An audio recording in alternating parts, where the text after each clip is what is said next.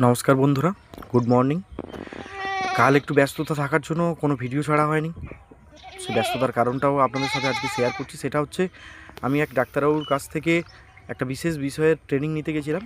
সেটি হচ্ছে একটি ছাগলের কিভাবে আমরা কোন টাইমে তার ছাঁটটা করাবো বা কেমনভাবে সেটা আমরা করাবো, করলে কী সুবিধে আছে সবটাই আপনাদের সাথে আজকে আমি শেয়ার করছি।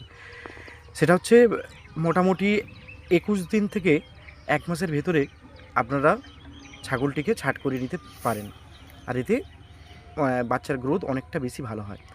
আপনারা কেমনভাবে ছাট করাবেন সেটা হচ্ছে, আপনারা কেটে ছাট করালে সবথেকে বেশি ভালো হয়। কারণ এই একটি ছাগল দেখুন, আমি এটাকে জাঁতিয়েছিলাম, যন্ত্র দিয়ে এটাকে চেপানো হয়েছিল। তো সেখানে এর গ্রোথ দেখতে পাচ্ছি মোটামুটি।